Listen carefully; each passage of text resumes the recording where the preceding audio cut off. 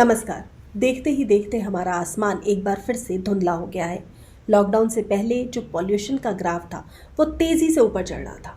Lockdown ने उसमें थोड़ा ब्रेक लगाया और वो फ्लैट हो गया था लगभग। लेकिन जैसे ही लॉकडाउन खुला चंद दिनों के अंदर ही वो पॉल्यूशन का ग्राफ फिर से तेज़ी से ऊपर बढ़ रहा है। इस वक्त तो हमें आसमान भी ठीक से दिखाई नहीं देता। ऐसे में आज की साइंस कॉल पर हम ये समझेंगे कि आखिर इसमें व्हीकल्स का यानी हमारे आसपास जो सड़क पर ट्रैफिक है उसका क्या रोल होता है। इसके लिए साइंस कॉल लगाते हैं अनुमिता रॉय चौधरी जी को। आप centre for science and environment में एग्जीक्यूटिव डायरेक्टर हैं और उनके air pollution and clean transportation programme को भी हेड करती हैं। आइए साइंस कॉल पर उनसे बात करते हैं।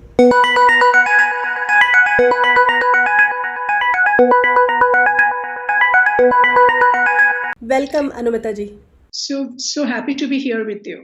या सेम हियर।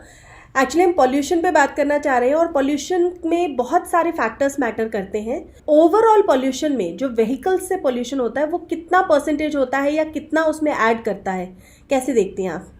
ये समझना बहुत ज़रूरी है क्योंकि अभी जो भी रिसर्च अभी तक हुए हैं हमारे शहरों में, और हम दिल्ली में हैं और दिल्ली में भी काफ़ी शोध हो चुका है।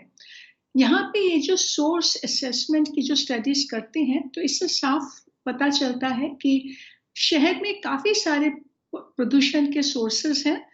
और अगर आप कंट्रीब्यूशन देखें तो गाड़ियों का जो कंट्रीब्यूशन होगा वो, अगर आप पूरी पोल्यूशन को एक लोड मानकर चलें इन टर्म्स ऑफ वेट, तो उसमें गाड़ियों की जो कंट्रीब्यूशन है वो 40% तक हो सकती है।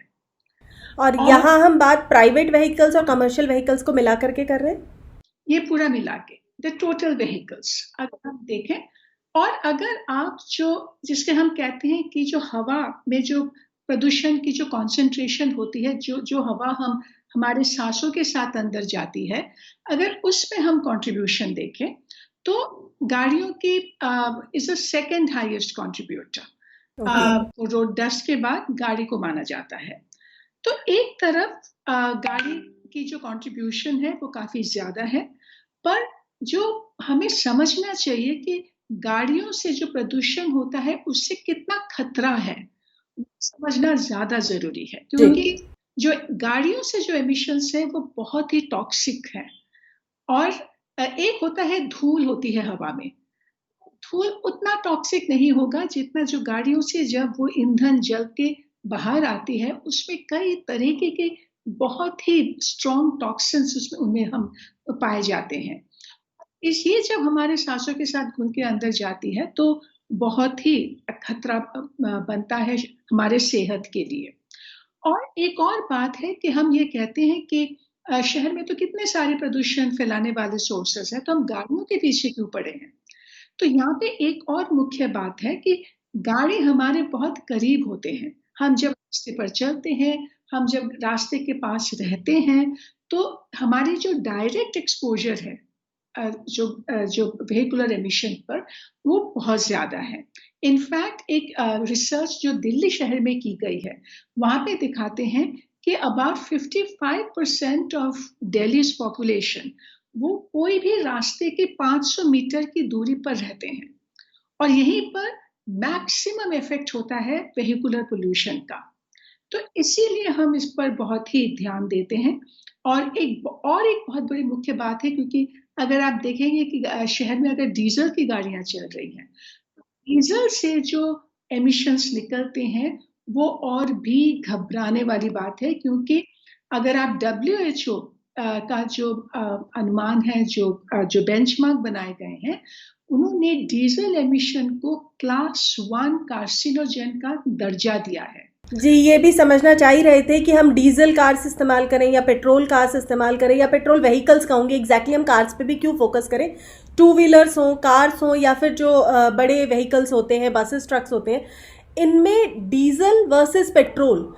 डीजल को आपने कहा क्लास 1 में रखा जाता है, वो ज़्यादा है, तो पेट्रोल और डीजल में कितने का फ़र्क है? मतलब कितना पोल्यूशन जो ये एमिट करते होंगे उसमें बहुत ज़्यादा डिफरेंस होता है? पेट्रोल को बेहतर माना जाएगा? देखिए, अगर आप कोई भी ईंधन जलाते हैं और उससे जो एमिशन निकलेगा वो हानिकारक है, वो हमेशा मान के चलते हैं। हाँ, आप पेट्रोल जलाएं या डीजल जलाएं, उससे जो एमिशन होगा वो हानिकारक होगा। पर हम एक ग्रेडेशन करते हैं कि रिस्क किसमें ज्यादा है।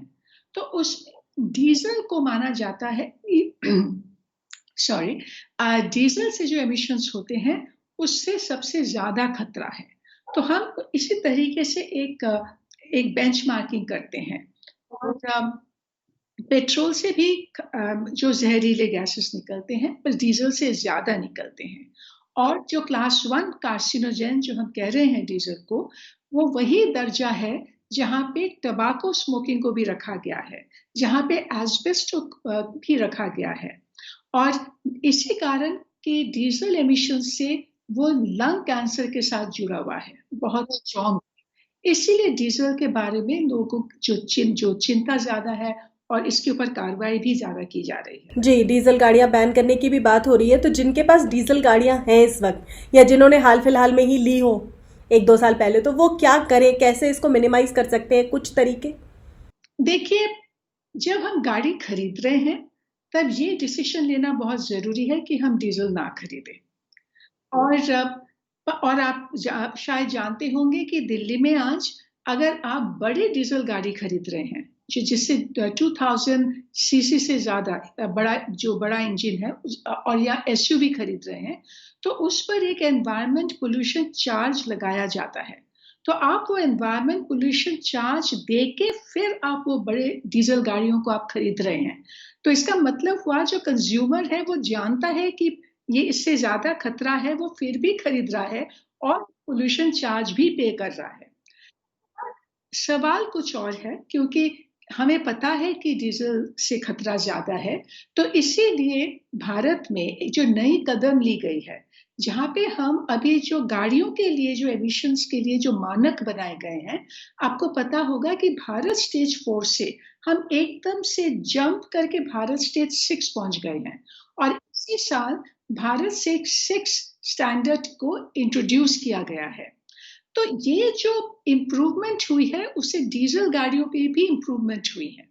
वहां पर एकदम अगर आप जो भारत स्टेज 4 से अगर आप कंपेयर करें तो वो एटलीस्ट 70 to 80% क्लीनर हैं। तो साफ जरूर हुई हैं डीजल गाड़ियां भी, पर हमें ये ध्यान रखना होगा कि ये जो नए गाड़ियां भी आज आ रहे हैं शहर में और उसमें जो नई टेक्नोलॉजी लगी है एमिशन को कंट्रोल करने के लिए, उसको हमें ठीक से मेंटेन करके रखना होगा। अगर वो एमिशन कंट्रोल सिस्टम्स खराब हो जाते हैं या कुछ टैंपरिंग होती है, तो फिर जो एमिशंस उसमें से निकलेंगी वो एकदम अनकंट्रोल्ड होगा। ये जिस टेक्नोलॉजी की आप बात कर रही है, तो जिनके पास अभी डीजल गाड़ियां हैं, क्या उसमें भी लगाई जा सकती हैं बाहर से अगर हम चाहें तो? रेट्रोफिट करने के तरीके होते हैं, पर अभी भी इसके लिए जो साधन और उपाय जो रेगुलेशंस हमें बनानी चाहिए वो अभी तक बने नहीं हैं। तो इसीलिए देखिए पुरानी गाड़ियों के ऊपर कड़ी जो कार्रवाई हो रही है इस वक्त। जी जी, बैन करने की भी बात हो रही है, बट जिनके पास 10 साल या 15 साल पुरानी गाड़ियां हैं बाई चांस, वो क्या करें? मतलब स्क्रैप करने के अलावा कोई और सजेशन होगा उनके लिए? देखिए, अभी तो ऐसा तो कुछ है नहीं, क्योंकि दिल्ली में तो ये नियम बन ही चुका है। बिल्कुल।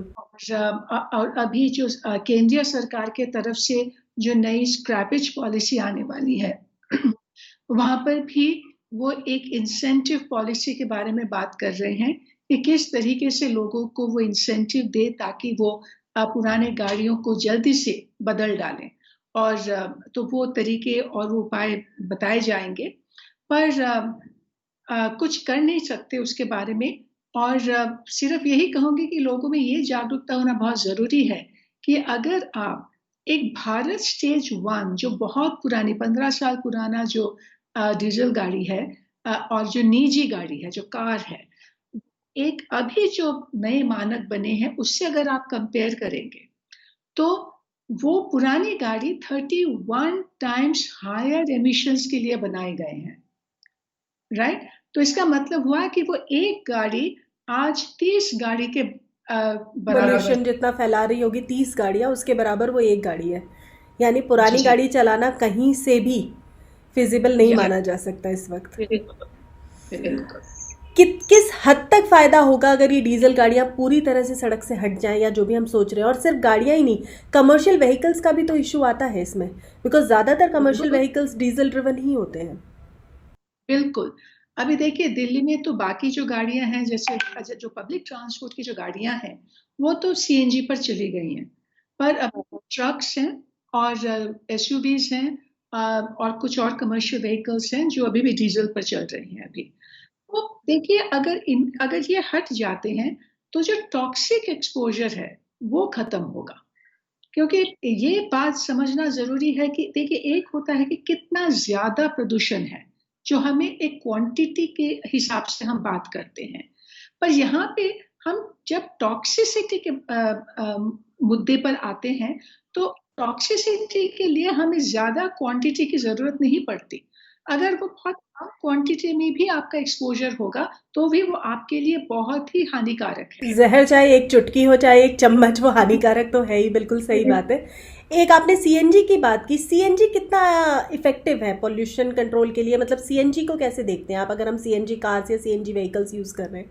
अगर हम एक एनर्जी लैडर बनाते हैं, एक सीढ़ी बनाए अगर आपकी और बेंचमार्किंग करें तो सबसे खराब हम डीजल को मान के चलते हैं।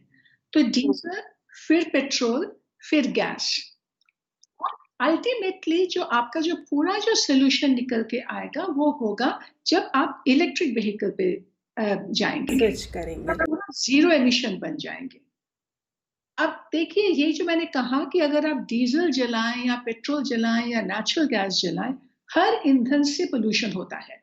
ऐसा नहीं है कि नेचुरल गैस से पोल्यूशन नहीं होता, जरूर होता है, पर जो मैंने कहा कि क्वांटम और टॉक्सिसिटी के अनुसार अगर आप देखें तो नेचुरल गैस अगर आप डीजल से कंपेयर करें तो ज्यादा साफ है, तो इसीलिए नेचुरल गैस को बढ़ावा दिया गया है। नेचुरल गैस पे शिफ्ट करना सजेस्ट करेंगे आप कि जो पेट्रोल गाड़ियां हैं अभी वो भी नेचुरल गैस पे शिफ्ट करें, सो दैट पोल्यूशन लेवल थोड़ा कंट्रोल किया जा सके?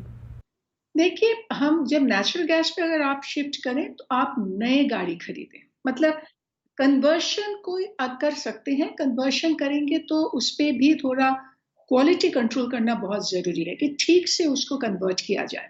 अगर कन्वर्शन पे क्वालिटी कंट्रोल ठीक नहीं होगा तो फिर उसमें एमिशन कंट्रोल सिस्टम्स ठीक से काम नहीं करेंगे तो उससे भी फिर एमिशंस होगा। अगर नई गाड़ी आप ले रहे हैं नेचुरल गैस में तो आप जरूर लीजिए।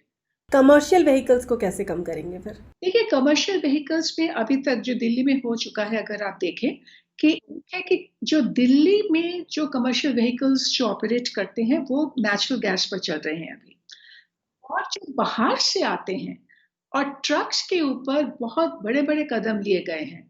देखिए जैसे 2 बाईपासेस बनी हैं ताकि जो ट्रक्स जो पहले सिर्फ दिल्ली को क्रॉस करते हुए निकल जाते थे अब उनको अंदर नहीं आने देते।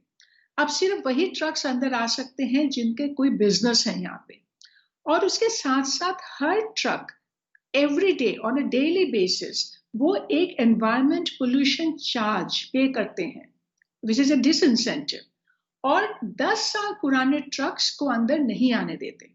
और इसके लिए हर जो 13 एंट्री पॉइंट्स हैं दिल्ली में, जो इंपॉर्टेंट एंट्री पॉइंट्स हैं वहां पे RFID टेक्नोलॉजी लगाई गई है और उससे इलेक्ट्रॉनिक मॉनिटरिंग होती है। तो अब कमर्शियल व्हीकल्स दिल्ली में तो हम कर चुके हैं, अब हमें ये सोचना होगा कि अगर देश भर में हमें करना है तो क्या करें। तो उसके लिए आपको एमिशन स्टैंडर्ड्स को इम्प्रूव करना पड़ेगा, जहां पर हो सके इवन कमर्शियल व्हीकल को भी आप इलेक्ट्रीफाई कर सकते हैं। अब बाकी देशों में ऐसा किया जा रहा है, और साफ ईंधन इस्तेमाल करें। सो डीजल व्हीकल्स का कोई फ्यूचर नहीं देखते आप हमारे देश में, खास तौर से? सिर्फ हमारे नहीं, अगर आप देखें आज जो यूरोप में जाइए, यूरोप में जो सारे मुख्य देश हैं वो ये कह दिया है कि बाय 2050 वो तो इंटरनल कंबशन इंजन को ही हटा देंगे, और डीजल गाड़ियां तो वो निकाल ही रहे हैं। अगर आप देखें लंदन देखें, Paris, Berlin, they are all talking about phasing out diesel cars. तो अब पूरी जो ये नई जो एक दशक आई है अभी, इस दशक में बात सिर्फ इलेक्ट्रिफिकेशन की ही हो रही है। डीजल तो अब पुरानी टेक्नोलॉजी वो एक डायनासोर बनने वाला है। एक और चीज़ है डीजल कार्स को लेकर के जो बैन लग रहा है, उसमें री रजिस्टरिंग का भी एक ऑप्शन है, that you can re register your diesel car in some other state. So इससे तो मतलब पोल्यूशन हम कम नहीं कर पाएंगे, या मतलब ये री रजिस्ट्रेशन का जो ऑप्शन दिया गया है इसको आप कितना सही या गलत कैसे देखते हैं? देखिए, अभी ये मुद्दा ऐसा है क्योंकि हमारे पास कोई नेशनल पॉलिसी नहीं है पुराने गाड़ियों को लेके। अभी सिर्फ कुछ हॉटस्पॉट एक्शन लिए जा रहे हैं, जैसे दिल्ली बहुत प्रदूषित है तो इसलिए कहा जा रहा है कि आप दिल्ली में पुराने गाड़ियां ना चलाएं। इसलिए जो दिल्ली की पुरानी गाड़ियां हैं उनको और कहीं हम बेच देते हैं, पर इससे हम पोल्यूशन को भी ट्रांसफर कर रहे हैं। बिल्कुल यही आदेश आया था कि इन गाड़ियों को देश के उन भाग में भेजा जाए जहां पे प्रदूषण कम है। अब ये तो एक गलत बात हुई ना कि अगर कोई जगह ऐसा हो देश में जो प्रदूषित नहीं है तो हम क्यों वहां पे प्रदूषण को ले जाएं। तो इसके लिए हमें अभी एक केंद्रीय ढांचा चाहिए, और ये जो अभी जो ministry of road transport and highways से उनका जो प्रपोजल है कि स्क्रैपेज पॉलिसी लाने वाले हैं और एंड ऑफ लाइफ रेगुलेशन लाने वाले हैं, तो उससे एक देश भर में एक फिर सिस्टम बनेगा। अगर वो बन जाएगा तो उसमें कुछ और भी नियम लाए जाएंगे, क्योंकि फिर सिर्फ आप एज के हिसाब से नहीं, फिर आप और भी क्राइटेरिया लगा सकते हैं। बट स्क्रैपेज से ओनर का सबसे बड़ा नुकसान है, मतलब उसकी तो गाड़ी गई एक तरह से। गाड़ी तो जाना ही पड़ेगा एक बार, आप कितना दिन उसको पकड़ के रखेंगे? एक समय आएगा जो वो गाड़ी आप चला ही नहीं पाएंगे। ठीक है, आपने शुरुआत में कहा कि कम से कम 40% पोल्यूशन जो है वो इन व्हीकल्स की वजह से है। अगर डीजल गाड़ियां हम हटा देते हैं, पुरानी डीजल गाड़ियां जैसे कि हम बात कर रहे हैं, कितने % का फर्क पड़ेगा?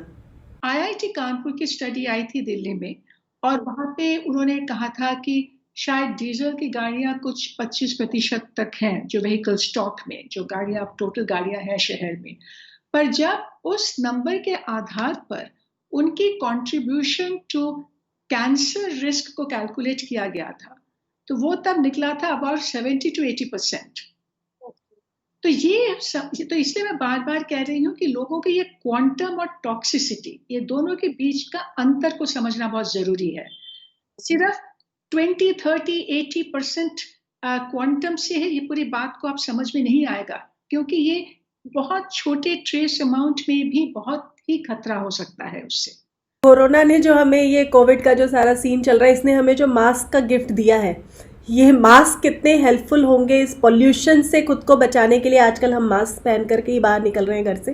क्या कुछ फर्क पड़ेगा हमारी हेल्थ पर, हम जो पोल्यूशन हमें इफेक्ट करता है उस पर?